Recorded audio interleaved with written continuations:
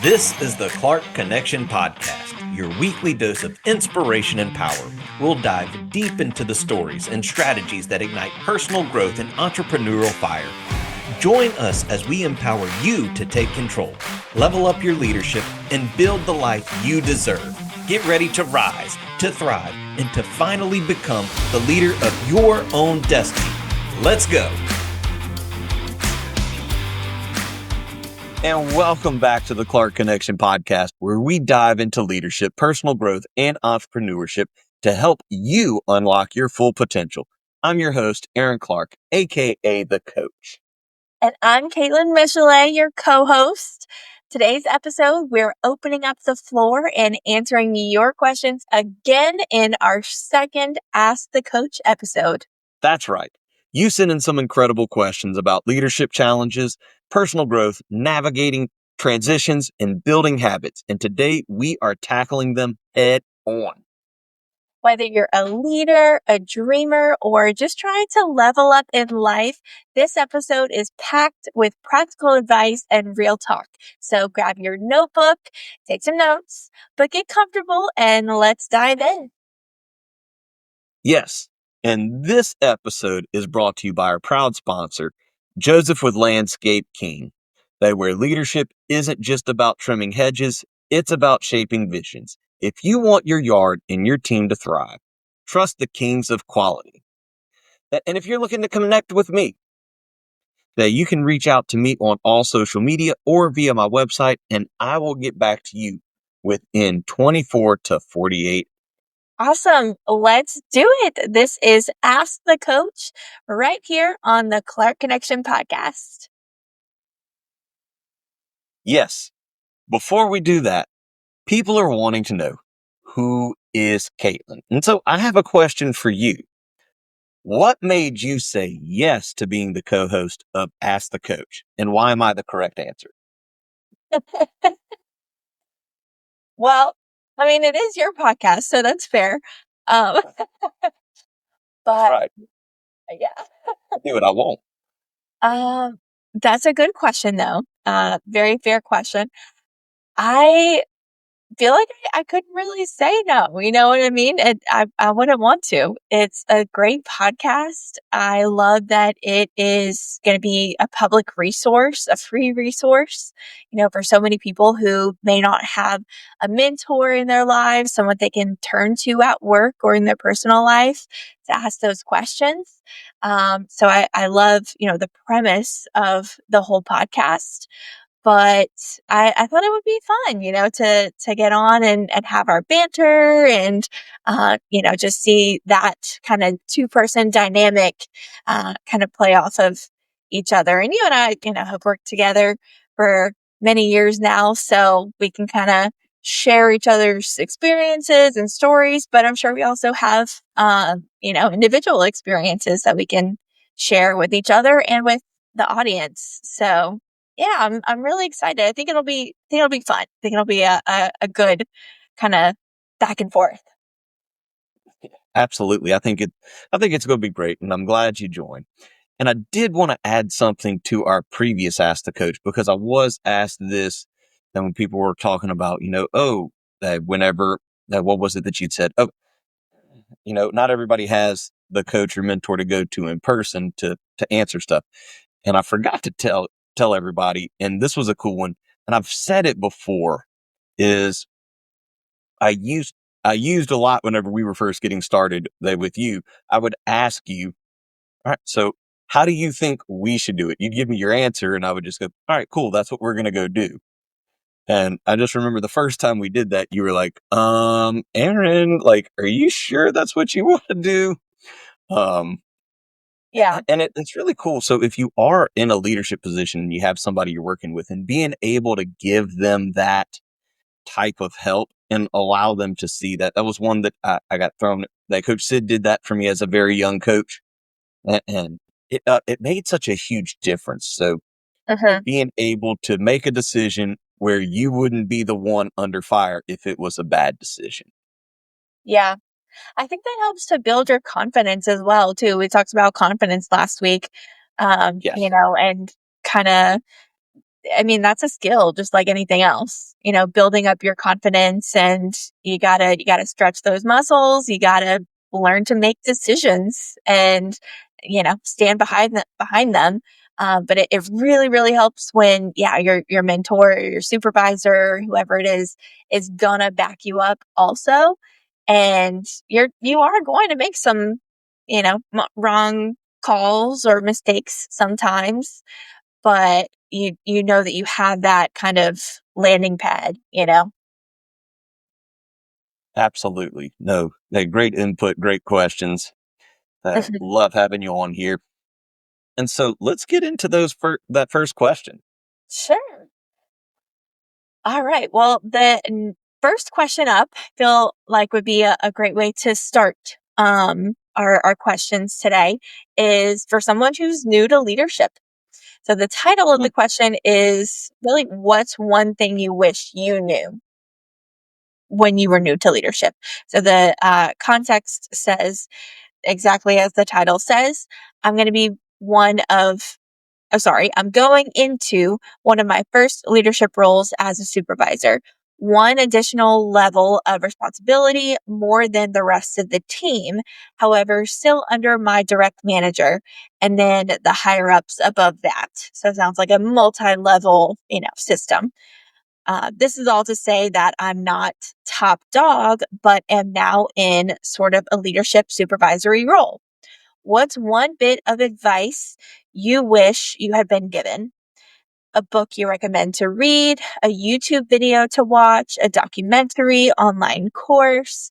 I want to learn and be the best I can be. Where do I start? Yeah, that's a loaded question. And congratulations on the new role, new position.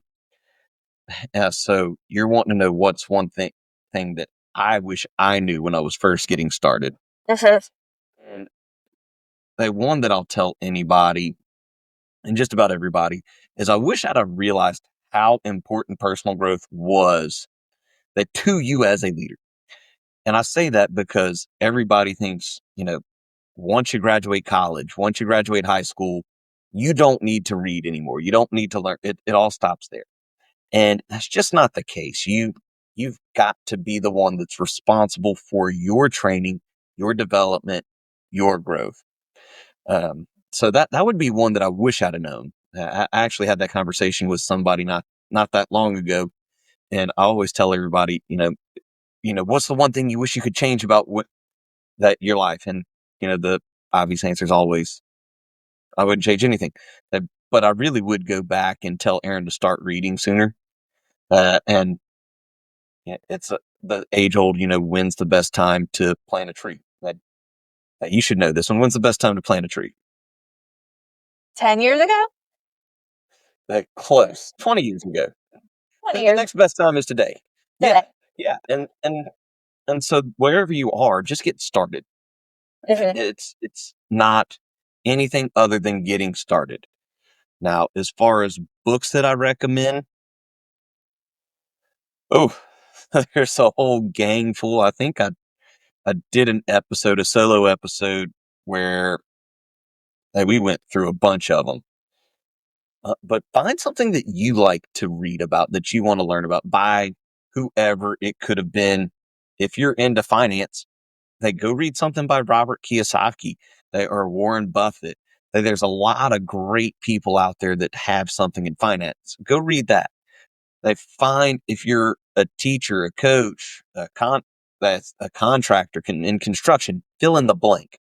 If you're doing any of those things, they find somebody that's in your field, something that's going to interest you, that's going to intrigue you, that's going to make you want to read. Because that's the hard part, is when forming the new habit, is just doing it.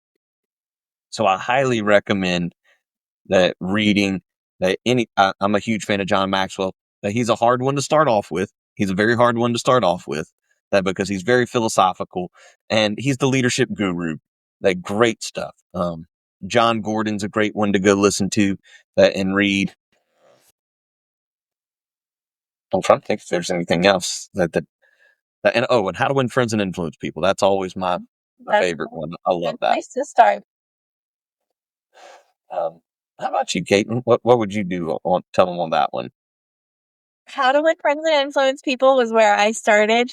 I feel like that was a really interesting one because Dale Carnegie pulls a lot of different, um, historical successful leaders and, the stories about them. I think he talks about Henry Ford a lot, Yeah.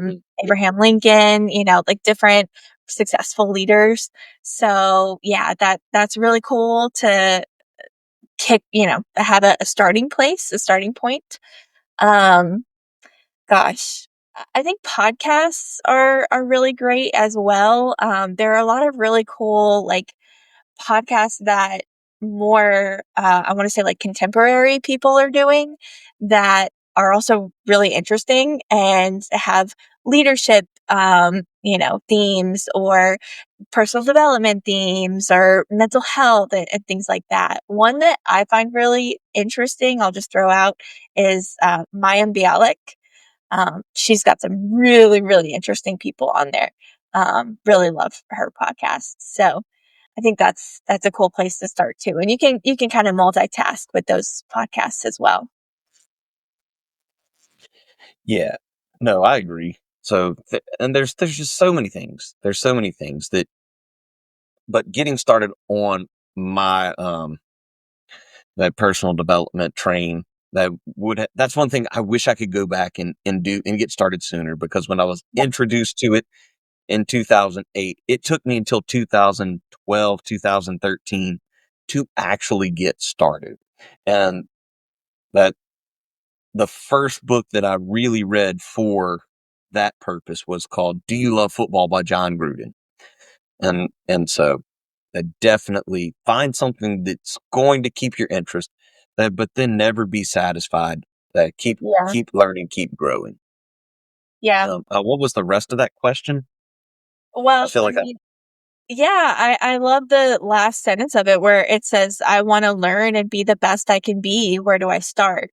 And I think that is a whole accomplishment in and of itself, realizing that I want to be the best I can be. Therefore, I need to learn. I have a lot to learn. I'm going to ask, people who know better than me or maybe farther in this journey than me, where do I start? What do you recommend? It's the age old saying, if you're the smartest person in the room, find a different room, find a room where you can learn from other people. But what if you're always the smartest person in the room? I I think think you got to look inward on that one, but I think that doesn't have anything to do with the room. No, but yeah, I think that's a big part of the journey is just knowing that I have a lot to learn and I'm gonna have to put in the work. Yeah, absolutely, absolutely. And one I was just thinking of that I would tell you to read after you do either the 5 levels of leaderships or really how successful people lead is what I would recommend first, because it's a shorter book. Like it's real thin. But the next one that I would recommend after that is The 360-Degree Leader by John Maxwell. That which is a really interesting, because right now where you are moving into that new position, that new title, that's when you're and really I would recommend this for everybody to read right now, because he really goes through and talks about how it's important for you as the leader. And rewind. That most leaders that are leading in the middle. That meaning, how many of us are the CEO of the company? A show of hands, and like very few of us. Yeah. That most of us they are operating in the middle somewhere. So you have to lead up, you have to lead down, left, right, front, back, side to side. All of that you have to go and do. And so it really talks about how to lead up and how to lead down and how to lead across. It's very, very good to read that. And even that when you're close to the top, it's still good to read, because now you understand what those under you are doing. and how that affects them with what's going on. Phenomenal read. Um, and I mean, I just recently listened to it again. So it's a great, great one that for you to pick up and go read that wherever you are in your leadership journey. Awesome. Great one. I think that gives us a great jumping off point. Yeah, absolutely. And guys, give us your recommendation. What would you put? They drop that in the comments. What would you say to somebody just starting out in leadership? What's the one thing you wish you knew then? Absolutely. If we've got recommendations down there, we'll bring them up. We'll read them, obviously. Make sure make sure it's a good one to recommend to the masses. But yeah, we can talk about y'all's recommendations as well. And while you're down there, make sure to subscribe. Hit that like button, leave a comment, let us know what you're thinking about, these episodes and the Ask the Coach series. Yeah, we're really, really excited to hear from you guys. Awesome question. I love this the start to that. That you guys are asking some killer questions. They definitely keep it up. For sure. Now, so what we got next? I'm excited to hear the next one. Next up on the docket, we have Drum what roll. is, and this one is more of a science test question. All right. What is the number one key to success? And what evidence or science is there to back it up? All Well, right, so I must put this out there that I didn't hardly pass any of my science classes in college. So I did. I mean, I took chemistry twice. I passed it the second. I failed it the first time, and I passed it the second time with a 48B. Uh, that because that's how bad the curve was. I was about to say, did Yeah. you pass math? Hey, I just looked on the transcript. It said B, and I went, uh, Asking no further questions. right. I'm not going into it. It's one of those that hmm, You say so. just don't question. There's some things you just don't question, and that was one of them that I was not questioning. Um, but number one key to success, and we could go into a bunch of stuff. All right, but I'm gonna be real honest, and so if you're listening that or watching, I want you to kind of lean in. You're probably gonna need to turn it up some. There is no secret. There's no secret sauce. There's no secret sauce. It's kind of like what makes cane sauce a secret. And everybody knows what's in it. Everybody knows. And I'm not going to say because I'm not sure if I'll get in trouble. But if you can go Google it, it's Googleable. It's Googleable. Everybody knows what's in it. And it's oh so delicious. But everybody knows what's in it. That the secret to success and is being consistent is doing what you say you're going to do when you say you're going to do it. It's showing up for you. Um, it was funny. I've got a former player who now runs a pretty successful the clothing business, and he was telling me that I was like, what is it that's got you going? What's kept you going? And he was like, Coach, you know me. I'm not the smartest. I'm not the brightest. He was like, heck, I think you were out of class more than I was actually in class. And so he's like, I just kept showing up every single day. And he said, I'd put everything into this. So I knew if I didn't get this business going, I didn't want to go work in the plant. I didn't want to go do this. I didn't want to go do that. This is what I wanted to do. And he said, I just showed up and kept going and kept going and kept going. And he's been in business now for over 10 years.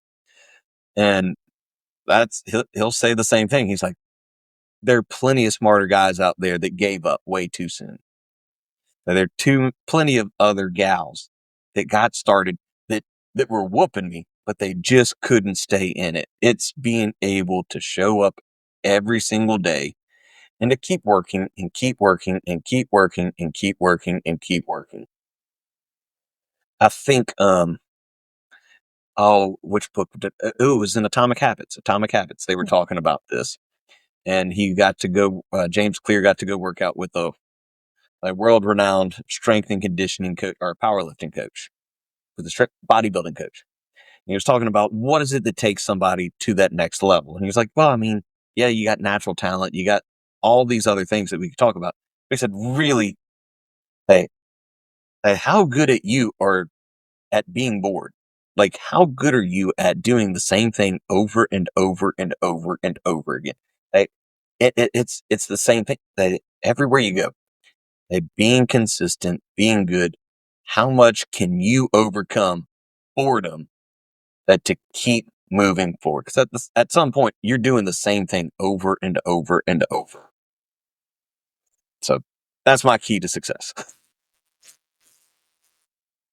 Yeah, that's a good one. I mean, it reminds me of at the school today, our students come in to pick up their cap and gown and, get ready for graduation this week.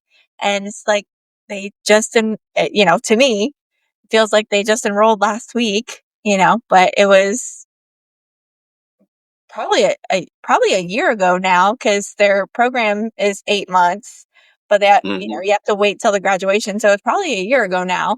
But I'm like, man, I just told you guys, but you show up, you pass your classes, you show up, you do the thing, and before you know it, you're done. Or, you're successful, or you're moving up, or whatever it is. Right. But And it reminds me of that Nike had a little that shirt and slogan that came out. It's always been just do it or do yeah, it. And for it was probably 2016, 17-ish, they had a shirt that came out that said, just don't quit. And they scratched out the N and apostrophe T and the QU. yeah, Just do it. So it's a you show up. It reminds me of the old A.L. Williams speech, who was the founder of what we know now as Primerica. And he does a speech where he talks about, and what does it take to be successful? And you just do it and do it and do it and do it. And then when you get started tomorrow, just do it and do it and do. I mean, such a great speech. Go look that one up, guys. A.L. Williams, a phenomenal man. That I wish I could have met him, but I've heard nothing but great things about him. But that's you just got to do it. You got to go to work. yeah. Sounds like beyond even just being consistent, it's being persistent as well. Just Ah, you consistency is stop work. Stop. persistency. Exactly. Persistence, I say, right? man, we could have made that a song. Can't stop, won't stop. I wrote that. No, I had a feeling you did. I knew Yeah. you were a singer songwriter hmm in your first life, though. In your first life, maybe not in your second or third, but definitely the first one. Back in the day. Yes, yes. All right. And Cool. Yeah. Well, we're rolling good on time. We got time for one more question. You wanna do a short one? sure. But again, we want to know your input. Make sure that look. Tell us, what do you think the secret to success is? You may have something that you feel is different. I'm okay with some friendly banter. I know Caitlin is. That I don't believe, or sorry, I believe we can agree to disagree. And as long as you're open to hearing somebody else's opinion, that's where intellect starts. So definitely tell us what you think is the key to success. Yeah. Awesome. Well, I have a question for you, Eric. And not Think another one. I do. I do. It's a yes or no question, but it do have some context. So stay tuned. All right. So the question is there a CEO personality? All right. So the discussion and context here says, I report directly to the CEO. My previous boss was warm, approachable, and genuinely invested in getting to know the team. I still consider him a mentor. In contrast, my current CEO is direct, reserved, and keeps a clear distance from staff. Is the latter a more traditional CEO style? As a millennial who values connection and collaborative leadership, I'm finding it challenging to stay motivated under this style. What is Yeah. Sure. Yeah. So I'm going to say no. There's no air quotes cookie cutter. Hey, this person's a CEO. That person's not. I'm just going to be real honest with that. I don't think there is. And here's why I'll say this. So while I was coaching and teaching, I had the privilege of working under several different principals.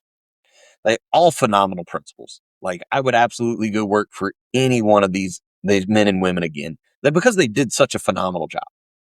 Now, with that said, I was a lot closer to my principal at Walker High School versus my principal at East Ascension High School.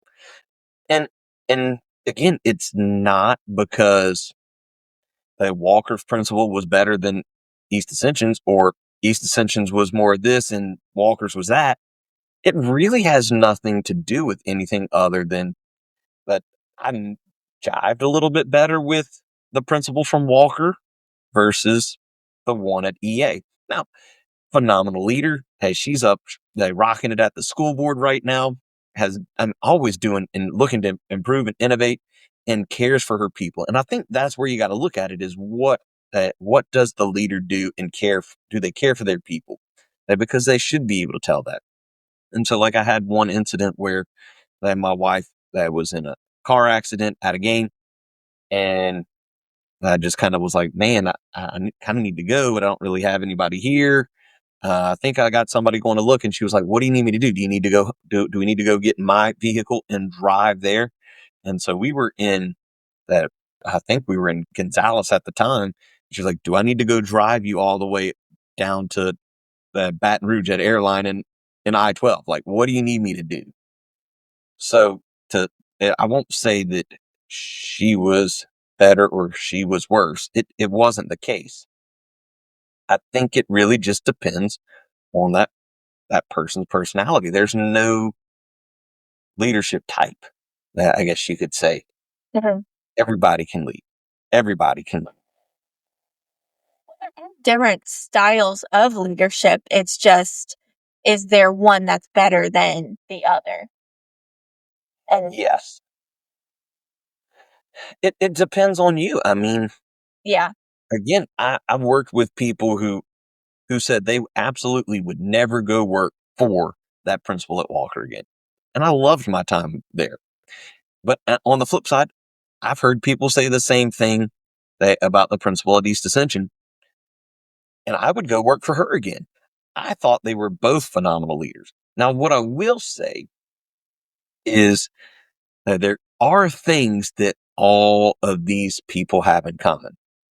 And Stephen Covey wrote a book about it called The 7 Habits of Highly Effective People. Go read that book. That's one that I highly recommend. And used to teach that class a lot. I really enjoyed that. But people they're proactive. They're putting first things first. That they're being proactive. Begin with the end in mind. Put first things first. That's all focused on you. They build themselves, which is the hardest person to build up and lead. After, excuse me. After that, you go 4, which is think win-win. 5, synergize. 5 is seek first to understand, then to be understood. 6 is synergize. 7, sharpen the saw. So if you go and you look at all these great leaders, they go well, even to the person who wrote the one about, hey, my CEO that I'm working for now, they seems to be blunt and straightforward. And you know what? That sounds like somebody I'd love to work for. Hmm. I don't need a whole lot of, hey, let's pat Aaron on the back. Let's give him praise. Let's be friends. I also don't like the long, detailed intros for certain things. Just get from point A to point B. Hmm. So it's really you. Yeah. So if a certain leadership style or a CEO or leader with a certain leadership style might lead a certain type of person better, Okay. What I want to ask is how can you improve, right? Like if my leadership style doesn't really necessarily jive with you, because it really should be on the leader, right? Like that's the responsibility of the leader to Yes. build that Yeah. connection, even though we might not naturally jive.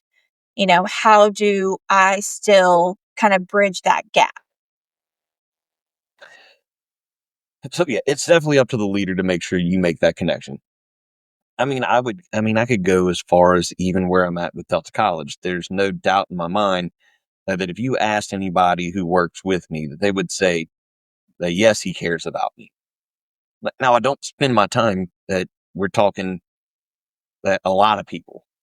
I don't have the time. I can't possibly go around and get to know every single individual person that all the same.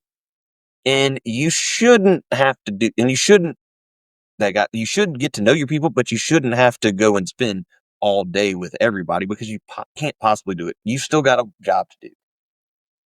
Like what I will tell everybody is to use the Pareto principle, which is that 80-20 rule, which says 80% of the work is done by 20% of the people.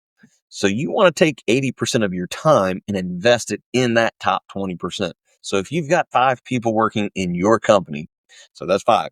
So 20% of that is one person. There should be one person that you spend more time with than the rest. They make the rest of them earn that time because that one person is the person that's probably bringing the most to you and your team. So Right. you want to make sure you keep them You're around. Yes. Yes. Yeah, reinvesting your time into people who are earning you money. Right. It's not that, and oftentimes we do that the wrong way. A lot of times, Right. the supervisor and goes and spends a lot of time on the lowest 20% because we got to bring them up to pace. But what happens often is you lose your top performer because they're like, Yeah, they're neglected.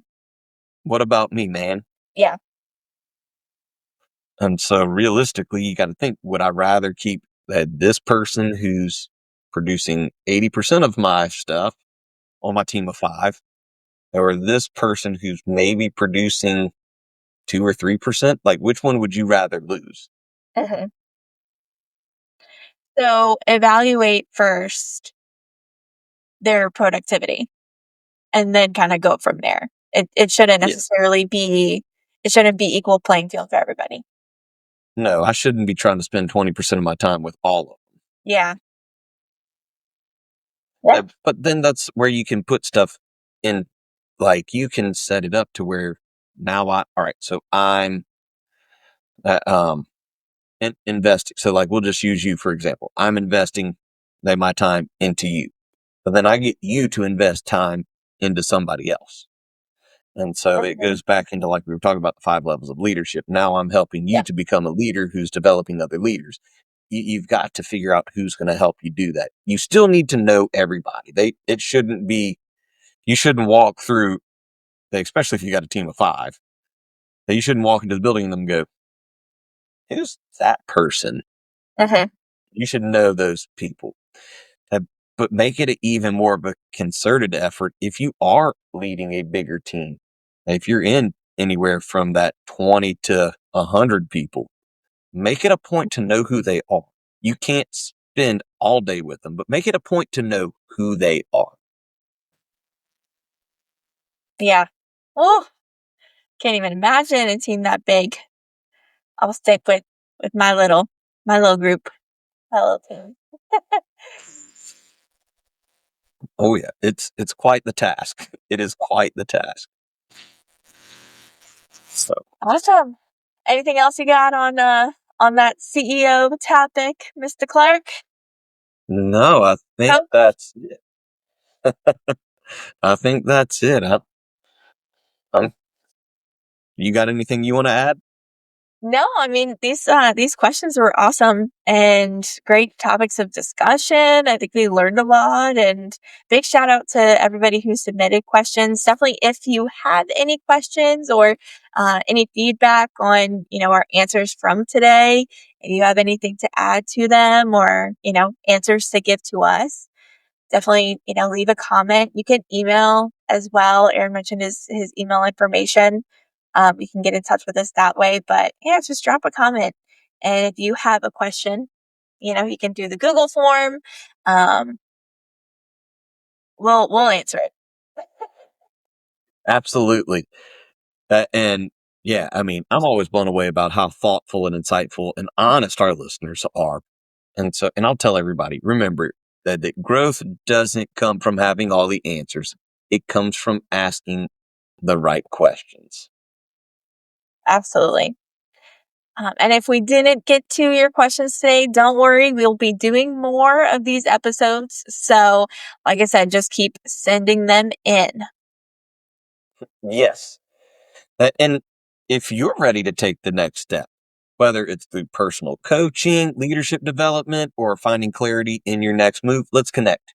Visit my website, coachaclark.com, or you can email me directly at aaron@coachaclark.com. I'd love to hear from you. Love to connect with you. Thanks for joining us on this special Ask the Coach edition of the Clark Connection podcast. Make sure to subscribe, leave a review, leave a comment, and share this episode with someone who might need to hear it. Yeah. And remember, you don't have to be great to get started, but you have to get started to be great. So keep growing, keep leading, and stay connected. Until next time, we'll see you on the next episode of the Clark Connection podcast. Bye. Thanks for listening to the Clark Connection podcast, where my goal is to add value to you. Make sure you like, subscribe, and follow the show. You can also connect with me via my website, coachaclark.com, or on all socials at coach_a_clark. The links are in the description.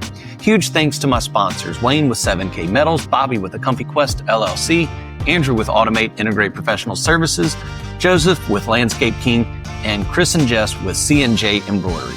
We look forward to bringing you more great content. See you next week.